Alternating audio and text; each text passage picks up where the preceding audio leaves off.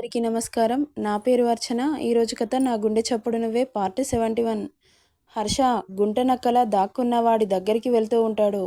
Sir, మీరు చెప్పినట్లే చేశాను. వాడిని టార్గెట్ చేసి బలిష్టంగా ఉన్న రౌడీలను పంపాను. ఈ పాటికి వాడిని హాస్పిటల్ బెడ్ మీద ఉండుంటాడు అని ఫోన్లో మాట్లాడుతుండగా ఒక్క ఊదుటున వాడి దగ్గరికి వచ్చి, ఎవడ్రా నన్ను చంపమని చెప్పింది అంటూ కోపంతో ఎర్రగా మారిన కళ్ళని చూడగానే వాడికి భయంతో చెమటలు పట్టేస్తున్నాయి. ఆ వెంకట్ గాడి కాలర్ పట్టుకొని గోడకి విసిరి కొడతాడు.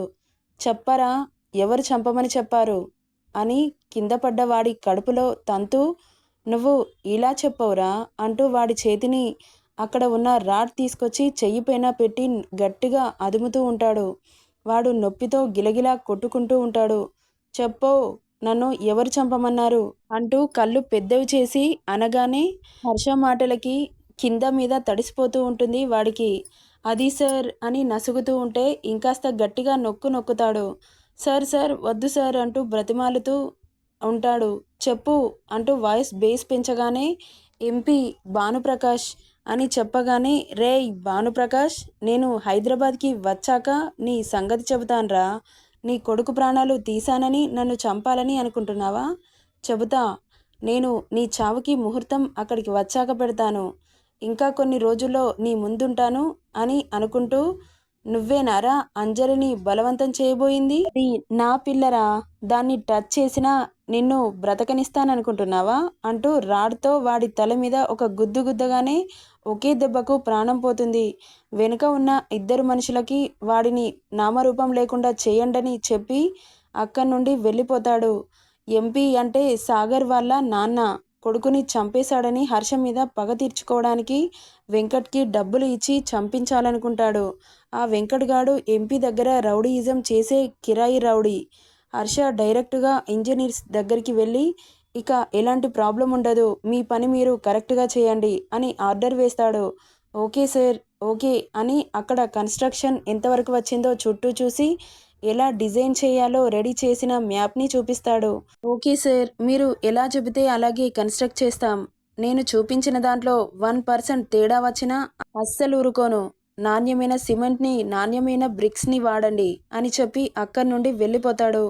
ఆ మ్యాప్ ఎలా ఉంటుంది అంటే, ఓన్లీ ట్రీట్మెంట్ మాత్రమే కాకుండా పేషెంట్స్కి మెంటల్ ప్రెషర్స్ నుండి రిలీఫ్ రావడానికి చిన్నగా పార్క్ ఉంటుంది. ఇంకో హాల్లో చాలా పెద్ద ఎల్ఈడి కూడా అరేంజ్ చేయిస్తాడు. అందులో ఎపిక్స్ ద్వారా వాళ్ళ మెంటల్ కండిషన్ బాగుండి విల్ పవర్ పెరుగుతుంది. సో ఫాస్ట్గా రికవరీ అవుతారు. సో అలా అన్ని ఫెసిలిటీస్ ఉండేలాగా కన్స్ట్రక్ట్ చేయిస్తాడు బాబు.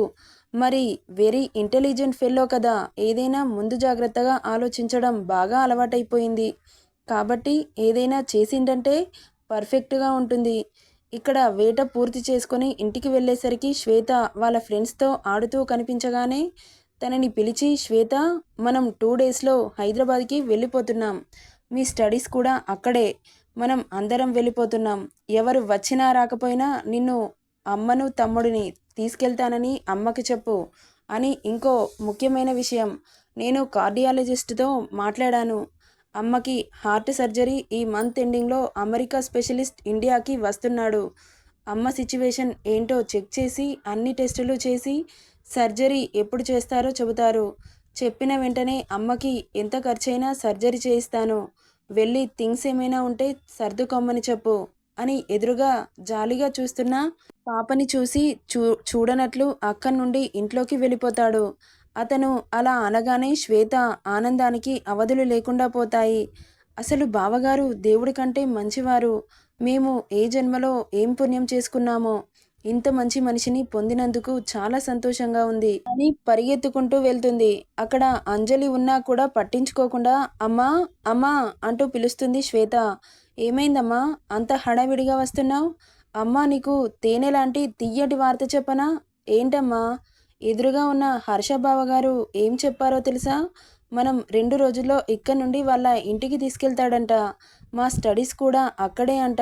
ఇంకో విషయం చెప్పనా, నీకు సర్జరీ కూడా చేయిస్తానంటున్నాడు అనగానే శ్వేత చెప్పిన మాటలు అన్నీ వింటున్న అంజలికి ఒంట్లో భయంతో వణుకు పుడుతూ ఉంటుంది. అమ్మా, ఇంకో విషయం చెప్పనా? బావగారు ఏమన్నారంటే, ఎవరు వచ్చినా రాకపోయినా నిన్ను, తమ్ముడిని, అమ్మను తీసుకెళ్ళిపోతాను అంటున్నాడు. అంటున్న శ్వేత మాటలకి అంజు కళ్ళల్లో నుండి నీళ్లు జలజలా రాలుతాయి. అంజలి బాధగా లక్ష్మి దగ్గరికి వచ్చి, అమ్మా, నన్ను వదిలేసి వెళ్ళిపోతారా? మీ గురించే బ్రతుకుతున్న నన్ను అనాథను చేసి వెళ్ళిపోతారా అని అనగానే అంజు అని గట్టిగా తనని పట్టుకొని ఏడుస్తుంది లక్ష్మి. అతను అన్ని బాధ్యతలు తీసుకుంటాను అని చెబుతున్నాడు కదా అంజు, ఎందుకు అతన్ని దూరం పెడుతున్నావు? ఆయన్ని పెళ్లి చేసుకో తల్లి. ఇంతలా బ్రతిమాలుతున్నా కానీ నువ్వు ఎందుకు నీ మొండి పట్టు ఎందుకు విడవడం లేదు? అతను మనల్ని తీసుకెళ్లకుండా ఉండడు. నువ్వు ఏం చేసినా ఇక్కడి నుండి మనల్ని తీసుకునే వెళ్ళిపోతాడు. చెప్పమ్మా అనగానే ఇంకా తల్లిని పట్టుకొని బోరున ఏడుస్తుంది అంజలి. ఏమైందమ్మా, ఎందుకు అంతలా ఏడుస్తున్నావు? ఏదో కారణం ఉండే ఉంటుంది. నాకు ఏదో అనుమానంగా ఉంది. అది ఏంటో చెప్పు తల్లి అనగానే రాజారావు బెదిరించిన సంగతి లక్ష్మికి చెబుతుంది అంజలి. అంజు మాటలకి షాక్కు గురవుతుంది లక్ష్మి. పక్కన ఉన్న శ్వేత కూడా షాక్ అవుతుంది. అమ్మా, వాళ్ళు ఉన్న మహారాజులు, డబ్బున్న వాళ్ళు. మన పేద కుటుంబాలని ఏదైనా చేయగలరు. వాళ్ళు తలుచుకుంటే మన కుటుంబాన్ని నామరూపం లేకుండా కూడా చేయగలరు. వాళ్ళ చేతిలో మిమ్మల్ని పోగొట్టుకోలేను. అందుకే అతని మీద ఎంత ప్రేమ ఉన్నా కానీ చంపుకుంటున్నానే కానీ అతనితో వెళ్ళడానికి సిద్ధపడట్లేదు. నాకు నా ఫ్యామిలీ కంటే ఎవరూ ఎక్కువ కాదు. అందుకే నేను ఒక నిర్ణయానికి వచ్చాను. అది ఏంటంటే అని చెబుతుంది. అమ్మ చెప్పింది గుర్తుంది కదా అనగానే, సరే తల్లి, నువ్వు ఎలా చెబితే అలాగే చేస్తాం. నువ్వు ఏది చేసినా మా మంచికే చేస్తావు. సరేనమ్మా, నా మీద నమ్మకం ఉంది కదా? ఎందుకు లేదు? మేము నిన్ను తప్ప ఇంకెవరిని నమ్మగలం? సరే అయితే అని అక్కడి నుండి వెళ్ళిపోతుంది.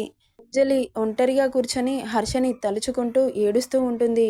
అతను ఆమెతో చేసే అల్లరి తుంటరి పనులు గుర్తు చేసుకుంటూ బాధపడుతూ ఉంటుంది. ప్రేమ నీతో పరిచయమే ఏదో పాపమా, అమృతమనుకొని నమ్మడమే ఒక శాపమా, నీ ఒడి చేరిన ప్రతి మదికి బాధే ఫలితమా, తీయని రుచిగల కటిక విషం నువ్వే సుమా, పెదవులపై చిరునవ్వులదగా కనపడనీయకు నీ పొలసెగా, నీటికి ఆరని మంటల రూపమా, నీ ఆటేమిటో ఈనాటికి ఆపవు కదా, నీ బాటేమిటో ఈ జంటకి చూపవు కదా, తెంచుకో నీవు పంచుకో నీవు ఇంత చెలగాటమా, చెప్పుకో నీవు తప్పుకో నీవు నీకు ఇది న్యాయమా, పేరులో ప్రణయమా తీరులో ప్రళయమా, పంతమా బంధమా. నెక్స్ట్ ఏం జరుగుతుందో నెక్స్ట్ పార్ట్లో చూద్దాం. ఈ స్టోరీ నచ్చితే లైక్ చేయండి, షేర్ చేయండి, సబ్స్క్రైబ్ చేసుకోండి friends. Thank you for listening.